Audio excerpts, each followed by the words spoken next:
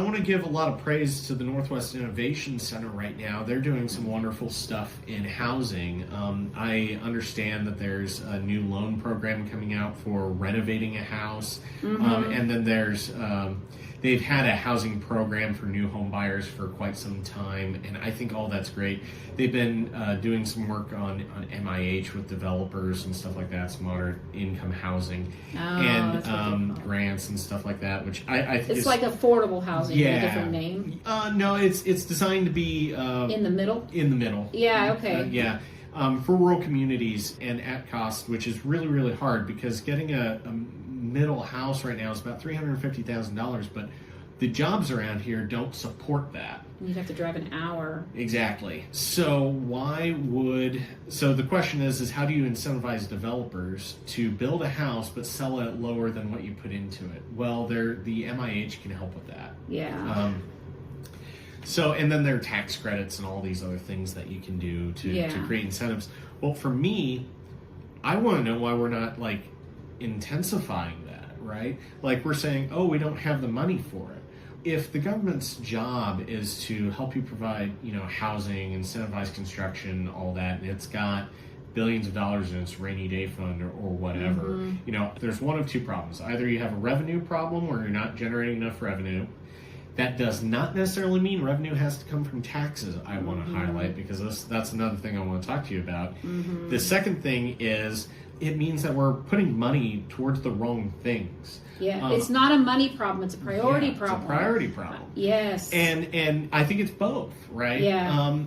And so it's like, okay, we're not worthwhile, but a billionaire's football stadium that's going to price most of the people out is. It's the same thing all the way down to the city level in cities. Yeah. Why do I care if they build a new baseball stadium? I can't afford to go to the new museum or whatever. Exactly. I can't even afford to go to the zoo. And that should be a public thing, right? Those are the things that should both be public and that should be affordable. Right, housing should be affordable. Yes, we need housing. Yeah, you have to need a football stadium. Who's going to move out? So my mom was recently renovating a 109-year-old house. It had excellent bones. Yeah. But prices went up during construction. So we're kind of questioning whether or not we're going to be able to finish it right now.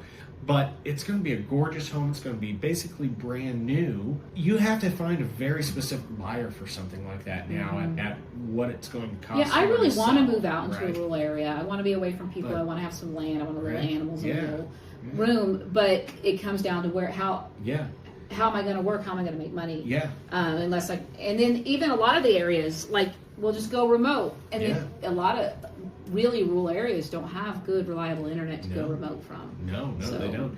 And then you have these, other problems that, you have various phases of housing. So Plainville's a really good example. Plainville, I love it. You have a section of housing that's still up, that was not intended to be as old as it is, but it was designed basically as temporary housing for oil workers during the oil boom in the 80s. We have a whole neighborhood like that in Wichita for aircraft. Then you have a neighborhood that was all, brick buildings and all really nice because you had 2 or 3 developers that were building in the 50s and 60s. Then you have these other neighborhoods that were built in the kind of some newer housing in the 80s or early 90s, and they were renovated. And then you have a few houses that are just now getting renovated because they figured out what the programs are. Yeah. And that's, all of that's great, but it also goes to the unique character of our town and how we have to take care of it.